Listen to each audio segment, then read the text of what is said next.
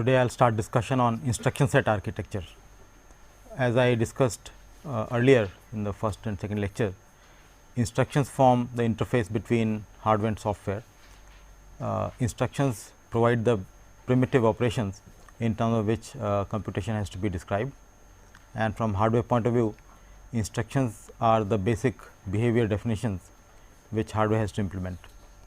So, what we will do today is to take some very simple instructions, try to understand what action they perform, and also where in a program they can be used to do useful things. So, first of all we will look at some instruction for carrying out arithmetic operations, simple ones such as addition and subtraction. Then we will see how instructions are used to move data. The data is required to be moved, for example, between memory and registers. Then we will see how decisions are made in program. So, how flow of control is defined using instructions, and then we will take special care of how to handle constant operands. So, there are many situations where there are constant operands which have to participate in computations. So, these are the simple instructions which are almost used in all situations in almost all programs. So, now we will have to carry the distinction between assembly and machine instructions. So, we will be talking of the relationship between machine language and assembly language. Machine language is basically the most basic building blocks for any program, and it is something which hardware can interpret. So, when you are designing an instruction set, when you are designing a new architecture, you have to have certain goal. So, the goal is to provide a set of operations where computation can be expressed efficiently. So, you need to maximize performance, maximize efficiency, and at the same time the cost of implementing these instruction hardware should be as little as possible. Also there could be other goals as power consumption and so on, and it should be simple so that design time is as low as possible. Now, when you talk of an instruction set for the purpose of teaching, you have to always start with an example. So, often one takes a toy example, a toy machine, and describes that, but on the other hand we will take a real machine, but a simple one in the series which is called MIPS. This was developed by people at Stanford in early 80s. So, this is a typical architecture which is come to known as RISC, reduced instruction set computers. We will talk more about that later, but one thing which is important is that from 80s onwards these are the typical architectures which have been developed. So, subsequently there have been all developments along these lines, and MIPS in particular is used in several applications. Not all of them are general purpose computing. Example you can see here are NEC, Nintendo, which is video games, Silicon Graphics computers, and also Sony PlayStation. So, it is a real architecture, and that is a plus point. We are not talking of a toy architecture, but it at the same time it is a fairly simple one to understand, and within short period you will get a full grasp over this simple architecture. We begin with arithmetic instructions. So, the simplest arithmetic operations, as we know, are add and subtract, and in simplest form you need to add two numbers to produce a result. So, there are three things to be specified with the instruction: which are the operands and where is the destination of the result. So, suppose in C you have an assignment like A is assigned B plus C, sum of B and C. Then equivalently in MIPS assembly language we will write add, here is a register name $S0, $S1 another register, $S2 another register. So, this dollar is just to specify, just to signify that it is a register name, it is a special symbol S0, and the association between registers like this and the variable names like A, B, C would be established by compiler. So, when for example, compiler comes across a statement like A gets B plus C, it would translate this into an add instruction and at the same time figure out where is B going to be sitting, where is C going to be sitting, and where is A going to be placed. So, we have taken arbitrarily some decision that these are in S0, S1 and S2, these are some registers of MIPS machine. Now, one thing you would notice here is the order in which S0, S1, S2 are appearing in the instruction is very significant. Okay. Unlike the C code where you are saying A assign B plus C, by these infix symbols it is very clear of which are the operand, where is the destination, but here it is just appearing as a list. So, it is clear by convention only that the first one is the destination and the next two are the operand. So, we are adding contents of S1 register, S2 register and putting the result in S0 register. So, now this is simple, and in fact, simplicity has been one of the design goals for this architecture, and simplicity favors regularity. What it means that you would try to follow certain uniformity, various operations. For example, if you take subtract instruction, this will also follow similar format, and also if you think of addition of 3 numbers or 4 numbers or 5 numbers, there are no separate instructions for doing so. So, you have to define all those in terms of the same primitive instruction which adds 2 numbers. Now, the operands in MIPS are 32-bit numbers, and therefore, the registers are 32-bit registers. Question here would be that why we are limiting, why not say that add instruction can add 2 numbers, but they could be of arbitrary size. Once again, you have to limit the size, because working on arbitrary size would not necessarily give you the efficiency. If most commonly your numbers can fit within 32, then it is good to have a limit like this, and at least make sure that addition of 32-bit numbers is fast, can be done in a single step. If you want to add larger numbers, then occasionally whenever you need that, you can go through a sequence of instructions and possibly spend more time, but the common case can be done at a fast speed. So, when you have complex expressions such as addition of 3 numbers or something which involves several operations, then it has to be broken down into a sequence. So, now look at these 2 statements, A gets B plus C plus D, and another statement which subtracts A from F, which is the result of previous instruction. So, this could be written as a sequence where you have 2 additions being done. We are assuming here that C is value of C is present in S1, D is present in S2, the result is going to T0, which is a temporary location. It does not correspond to anything directly in the high level language program. Now, the what did I say? Did I say C and D or B and C? It will be B and C which will be added, and then T0 contains the sum of B and C, and D, which is the third operand in the first statement, is in S3, and the result now of these 2 is A. So, S0 is the seat of A, and for the second instruction we have to be now careful that it is this value of A which has to be used in second instruction. So, you find that S0 is there as a second operand in the subtraction operation. So this is very straightforward.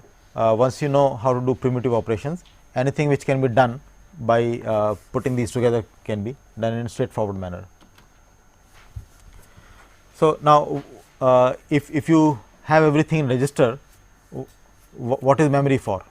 Of course, memory is there to hold the program, but memory also is used to hold bulk data, larger data structures. For example, records, structures, arrays, or other complex things you build, they have to be in memory, which can have much more capacity. The number of registers is limited. In MIPS particularly, there are 32 registers. So basically you can have only a few scalars which can be mapped to the MIPS registers, but when you are talking of arrays, then they have to be kept in memory, and which means that you need to have instructions to move data between memory and registers. So that is what we will see next. But before we go for that, we need to see how we get data from specific locations of memory. So memory you could view as a large one dimensional array consisting of bytes. Okay, so this is again a convention that each addressable unit in the memory is considered to be a byte, whereas operands I am talking of are 32 bits. So which basically means that mostly you have 32 bit operations, but sometime you may need to look at half the word of 32 bits or 1/4. So the addressability is provided at a finer resolution. That means you can address each individual byte. So each word will have 4 bytes, and each byte can be addressed. So addresses are all in terms of byte addresses. So memory address is nothing but an index into this array, and this specifies the byte number. So with 32 bits of address, you can specify 2 raised to power 32 bytes, and these are addressed from 0 to 2 raised to power 32 minus 1. If you are talking of words, 32 bit words, each consisting of 4 bytes, these will have typically addresses 0, 4, 8 and so on, that is multiple of 4, and therefore, you have total of 2 raised to power 30 words, which go from 0 onwards, and the last one would be 2 raised to power 32 minus 4. What is the relationship of bytes with words? There are two possibilities here. These are two different conventions which are called well, just ignore this spelling error, little endian or big endian. Little endian means that within a word you start numbering bytes from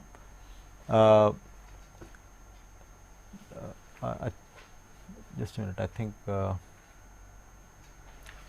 these two are reversed. This is actually a big endian. You are starting numbering from the most significant side. Okay. So on the left side I am showing most significant bit of a word, and the right side there is least significant bit of the word. So this is the big endian convention, whereas this is little endian convention. So you are starting from little end or the LSB, least significant bit end. Different machines follow different conventions. For example, Intel processors follow little endian convention, Spark processor follows big endian convention, and when you are going to work in lab with the SPIM simulator, depending upon which machine you are running it on, you will see different convention. So the simulator in particular adapts the convention of the host machine. So if you are running on Pentiums, you will find one convention. If you are running on CC Sun 50 in computer center, you will find different convention.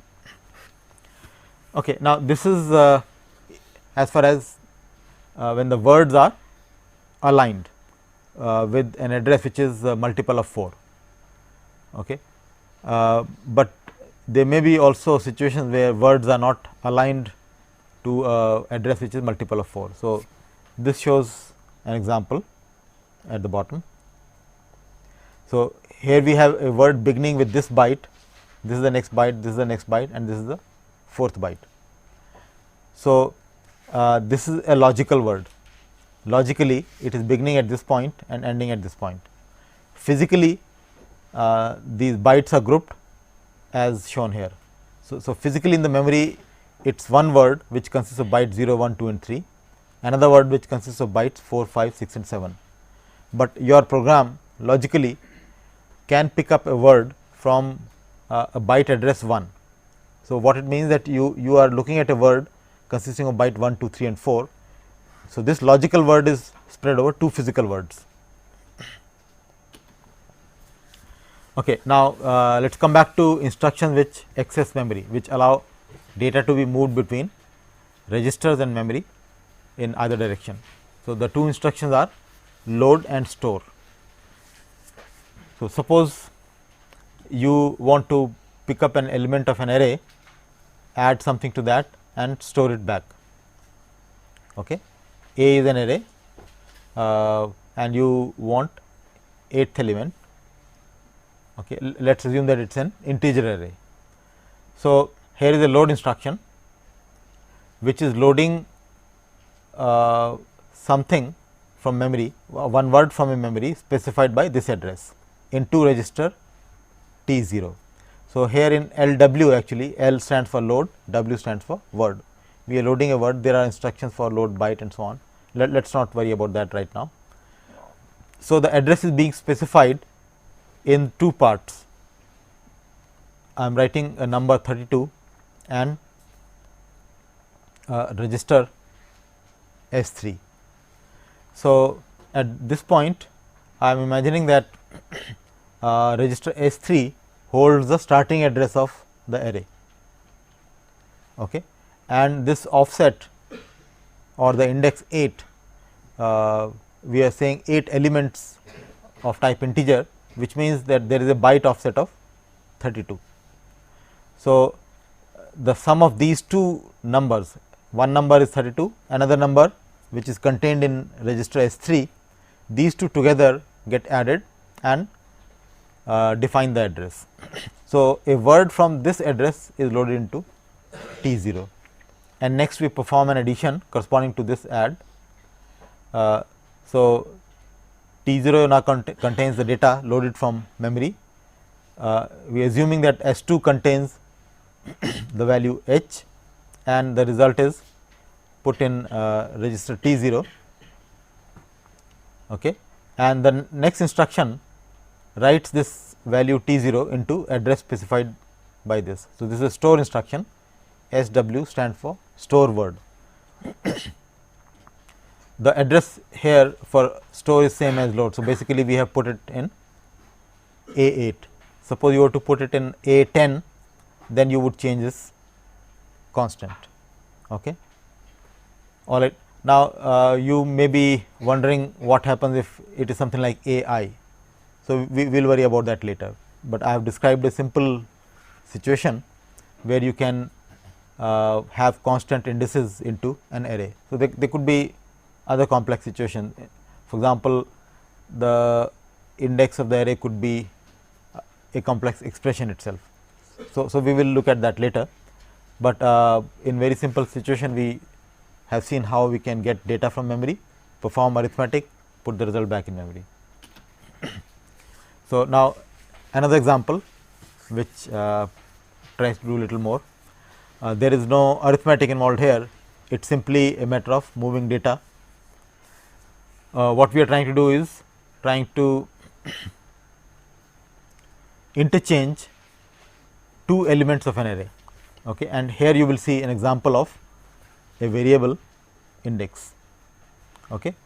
So, it is written in the form of a small function which is taking an array and an index as an argument, as two arguments. It uses a temporary variable to interchange these two, okay. It is a standard thing you do in programming for interchanging two variables or two elements of some structures. You go through a third temporary and cycle them like this, okay. Now, this will involve basically, it is clear that you will require two loads where you will get these two Vk and Vk plus 1, and 2 stores where you put values back in Vk and Vk plus 1. So,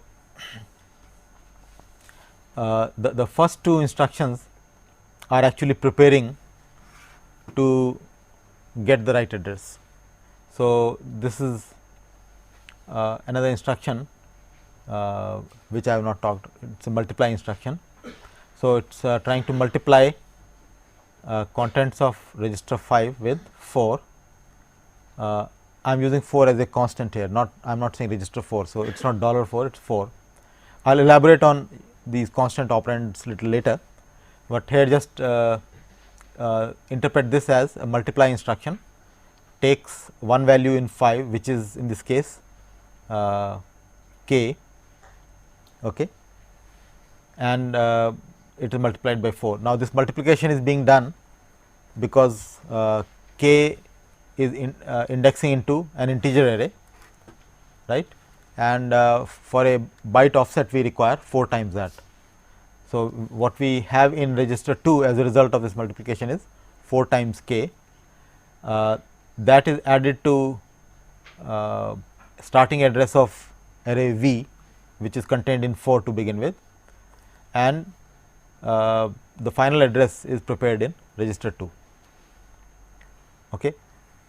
So, now you can load from this memory address, which is 0 offset and the variable part is in register 2. Okay. So, because we have done entire address calculation by these two instructions, the complete address is in register 0, sorry, register 2, and offset is 0. So, load a word from here into register 15.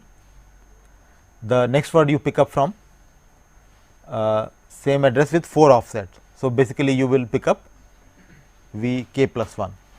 Okay. So, this is effectively loading V k in register 15, this loads second loads V k plus 1 into register 16, and all that we are doing is now while storing we just store in opposite order.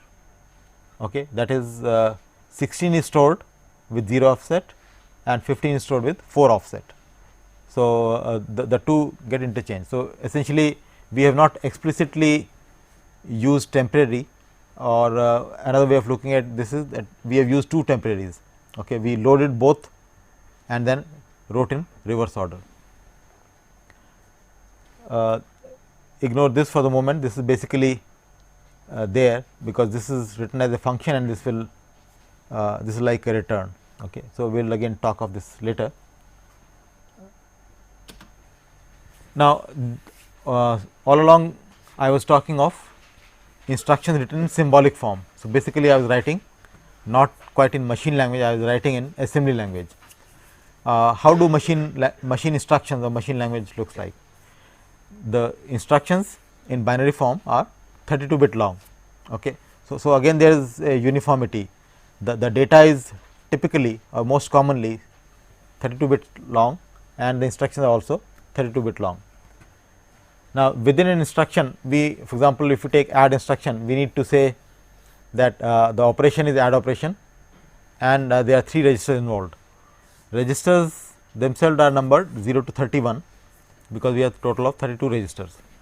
So, for example, registers T0, T1 etcetera are numbered 8, 9 and so on.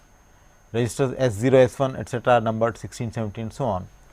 So, you might be wondering about the registers before 8 or after 23, we will again talk of that later, but as we have seen in previous examples, we have been using these registers labeled as T0, T1 and so on, or sometime we also use register directly by number, okay, register 2, register 5, register 15 and so on. That is one way you can address. Other way you can have is in symbolic form T0, T1, T2 or S0, S1, S2. So, now taking this example, add $T0, $S1, $S2, how do we represent this in binary form? So, a 32-bit word is divided into several fields, each field specifies a different part of the instruction. So, in this case we have 6 fields. Okay. This is a 6-bit field, 6, 5, 5, 5, 5 and 6. The 2 at the end are 6-bit fields and all in the middle are 5-bit fields. The first field is called the opcode field or OP in short. This specifies which operation is being done, which operation the instruction is asking the hardware to do.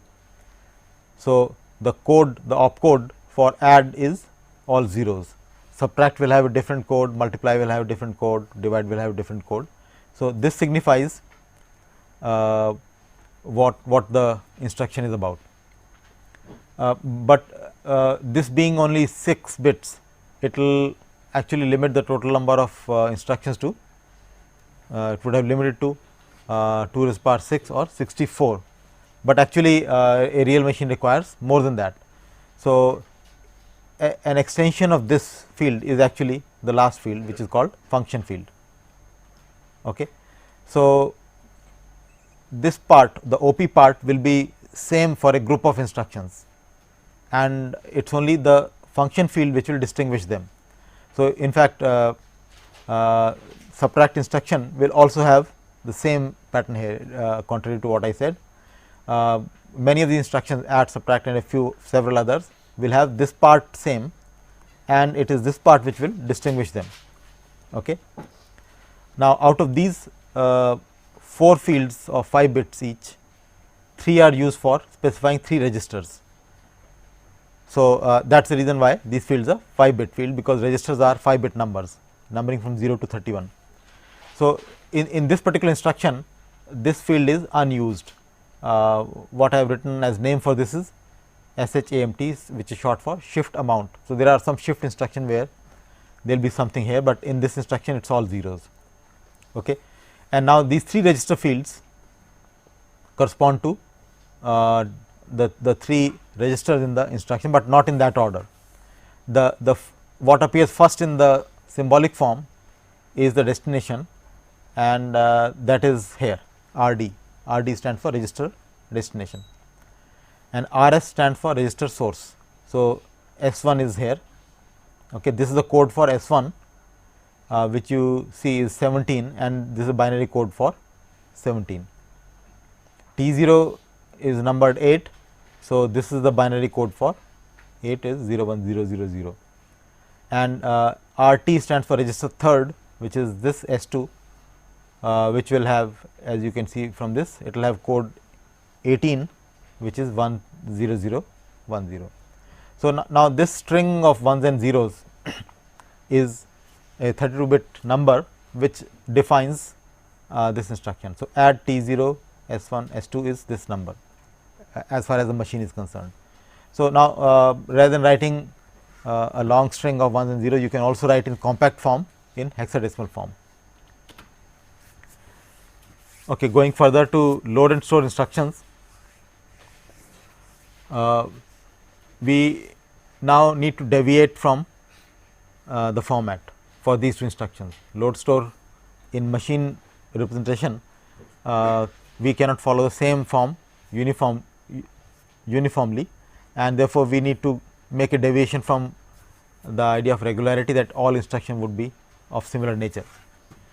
So, again we need to realize that good design demands a compromise. So, we cannot be very rigid about this regularity.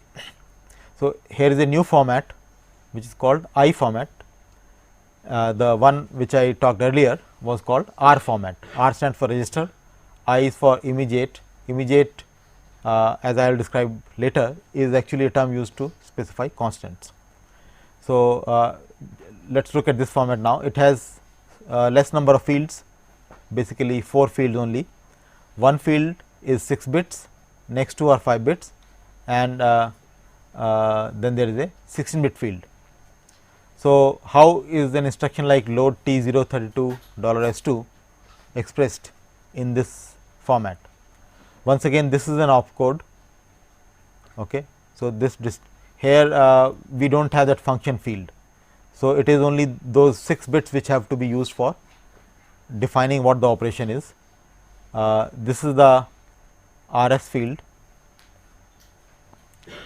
So, corresponds to S2 18. So, I am not writing in binary now, I have just put decimal equivalents. So, you have binary code of 18 lying here in this field corresponding to S2, and well, I think this should have been 8, T0 is corresponding to 8, and the offset 32 is put here, right. So, now basically you would notice here that this constant part which is coming in load instruction has to be a number which is a 16-bit number, it has its own limit, right. These were arithmetic instructions and instructions for moving data. Now, next we go to instructions which define flow of control, which allow you to take decisions.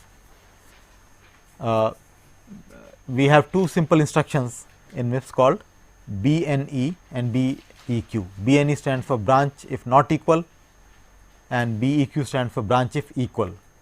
To illustrate this, let us look at an example of a simple if statement in C.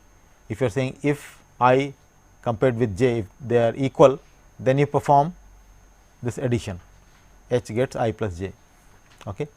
So, we will make this comparison, although it is appearing as equality comparison. What we are actually trying to do is that if they are not equal, we are skipping this. So, that is how we will interpret this in machine language or symbolic assembly language. So, we are saying if S0 S1 are not equal, then branch to a statement with this label. Okay. So, statements can have or the instructions can have label which are arbitrary names.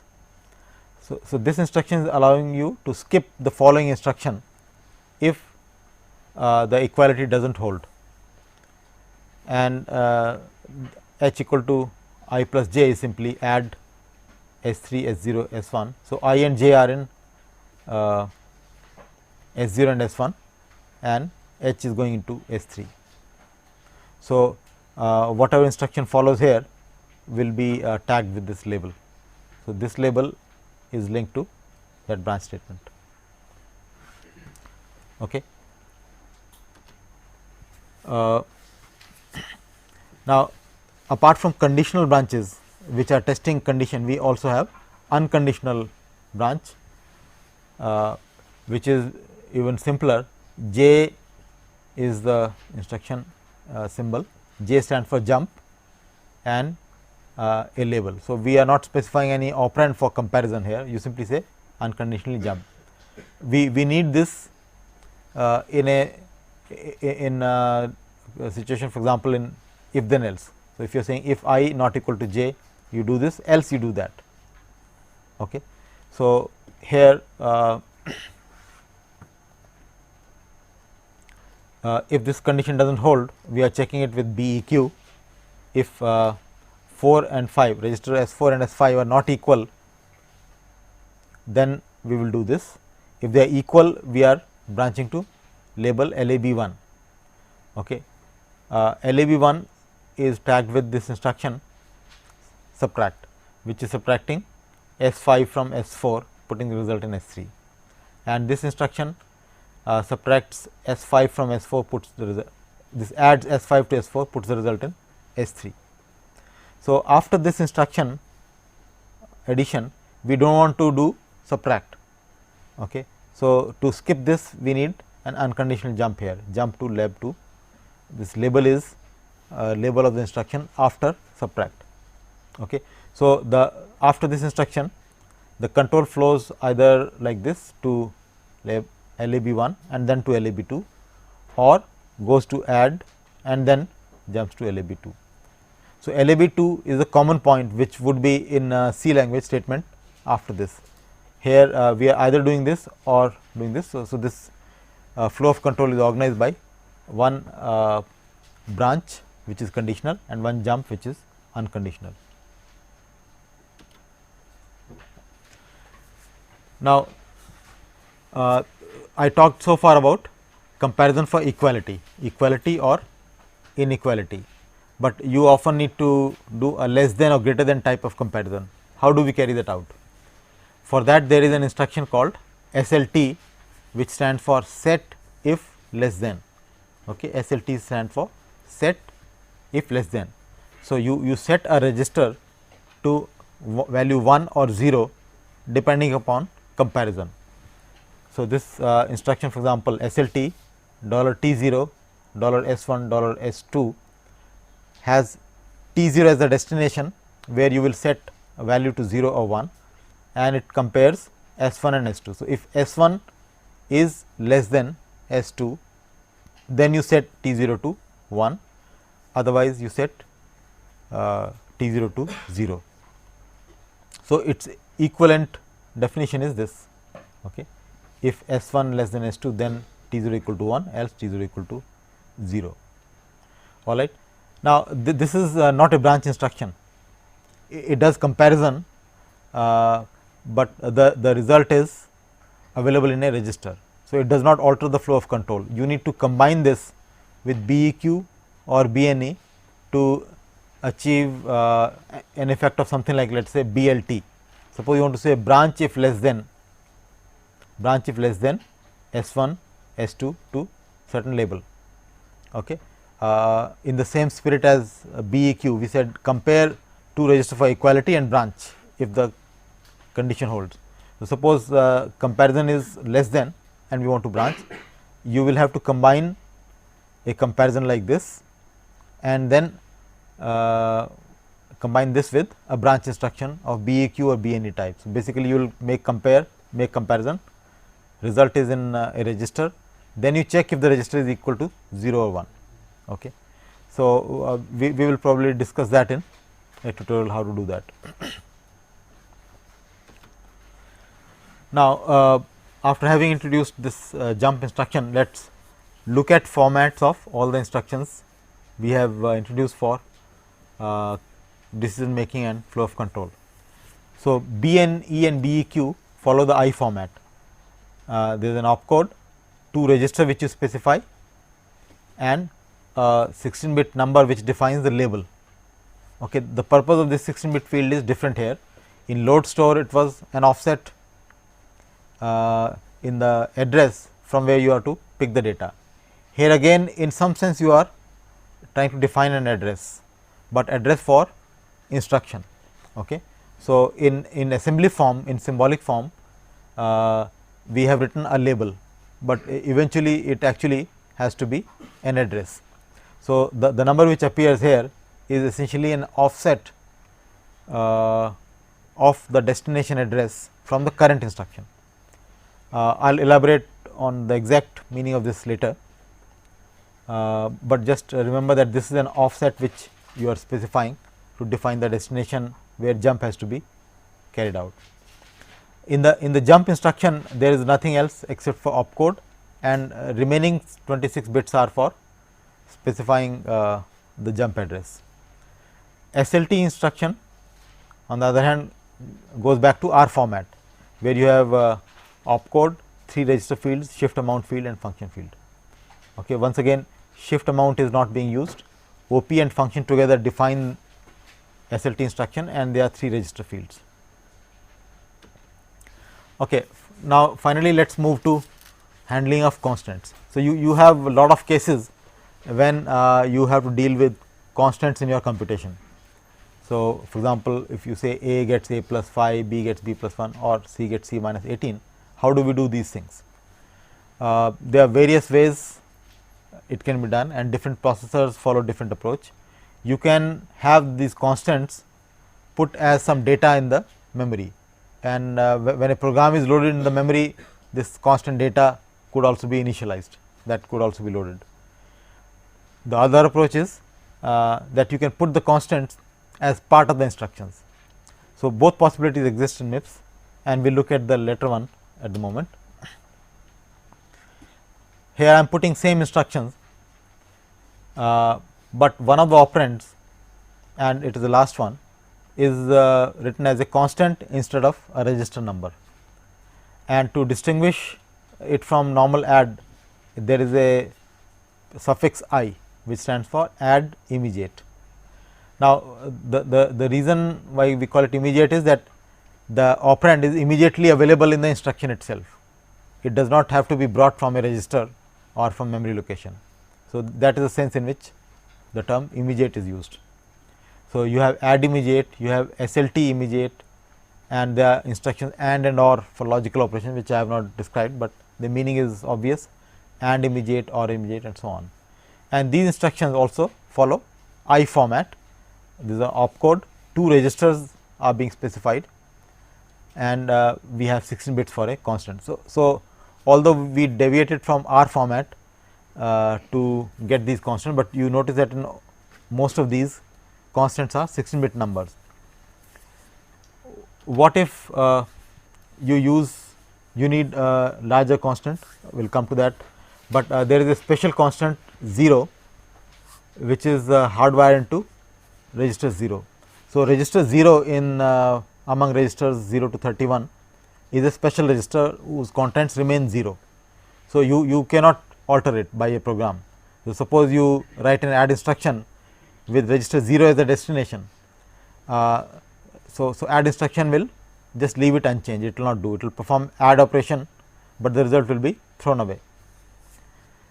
So, for example, if you say add, if you are using 0 as a source or as an operand, if you say add S2 S4 0, it means you are simply moving data from this to this.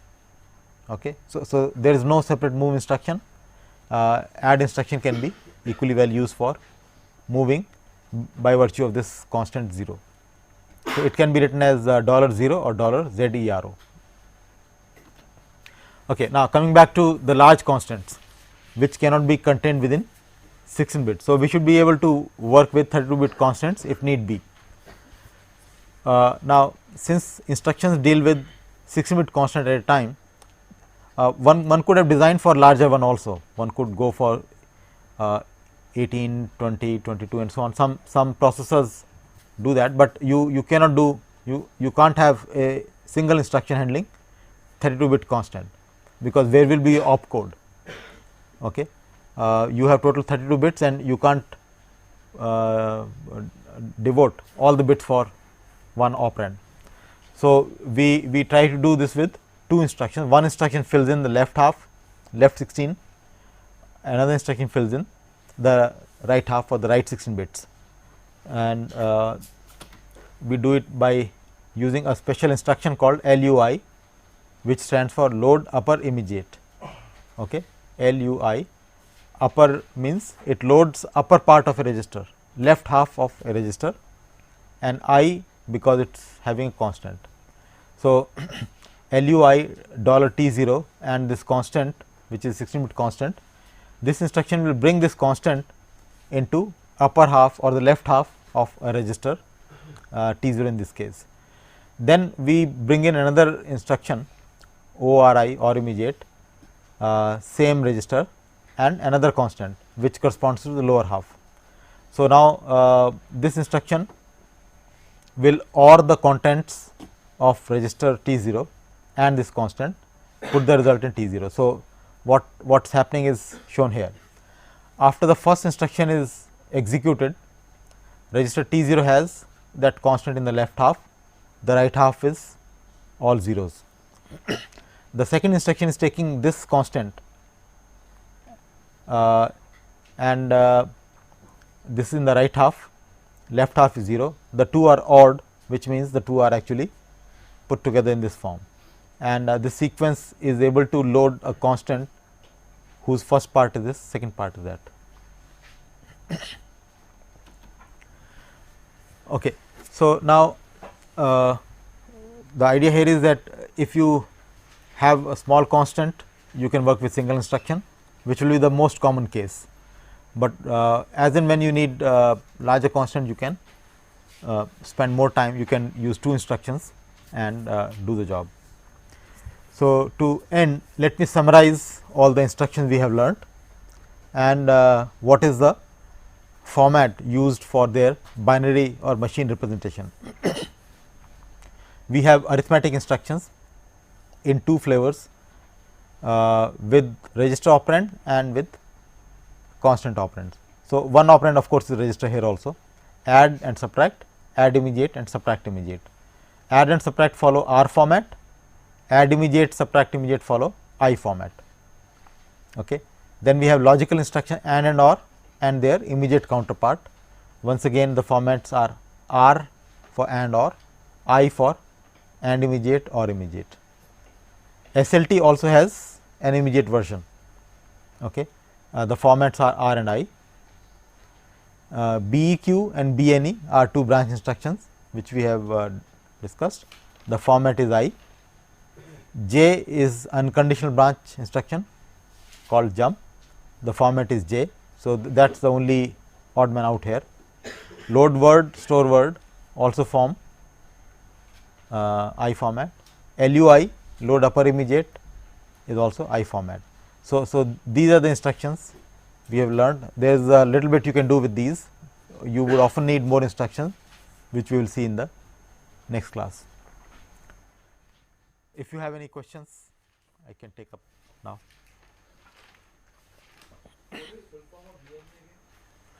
Okay, question is what is full form of BNE? BNE is branch if not equal.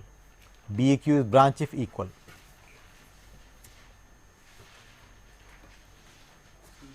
Yes. So, you said that the smaller resistor is faster. So, what does that mean? Okay, this is from hardware point of view. If you are working with the less number of registers, smaller in size, if you adding smaller numbers, the circuitry which can do that is faster. Okay, the hardware for adding 232-bit numbers is faster than hardware for adding 264-bit numbers. Why it is so? We will see later in the course. Yes, please. Can you explain that swap once again? Okay, swap instruction, swap operation.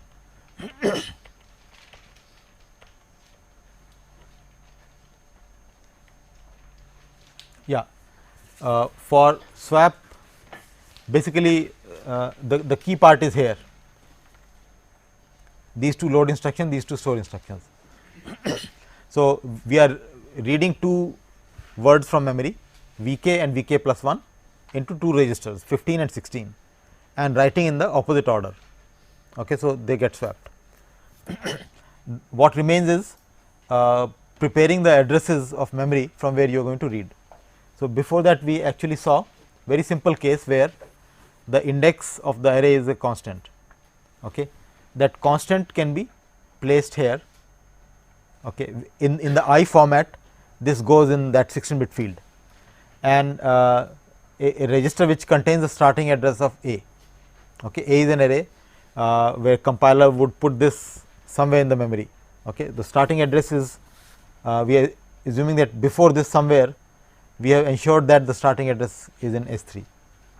Similarly, here we are assuming that the starting address of array V is in register 4 and the index K is in register 5. So, now as far as integers are concerned, they occupy one word, but our addressing is byte. So, we want to take starting address of V and add 4 times K to that. So, first multiply instruction is actually preparing 4 times K. This contains 5, this contains value of K multiplied by 4, that gets into 2. So, register 2 and 4 are added to again bring them to 2, and that is being used as address here. So, for VK 2 has complete address, you need 0 offset. For VK plus 1 you need additional 4 offset, because VK plus 1 means it is 4 bytes ahead after VK. Is it clear? Okay. Any other question? Please explain ORI and MUI. Okay.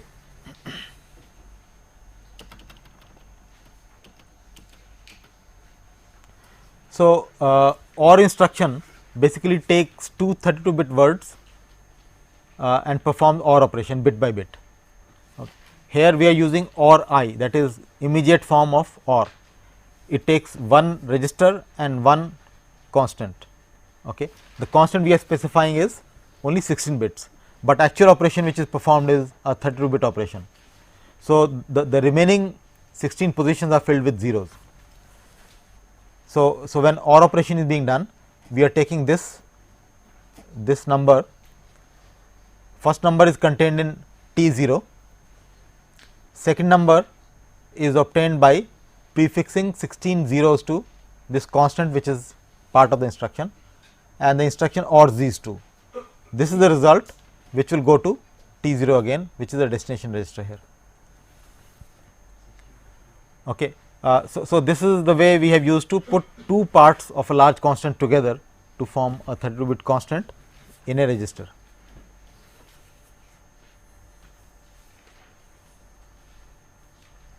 Any other question? Okay, we stop at this. Thank you.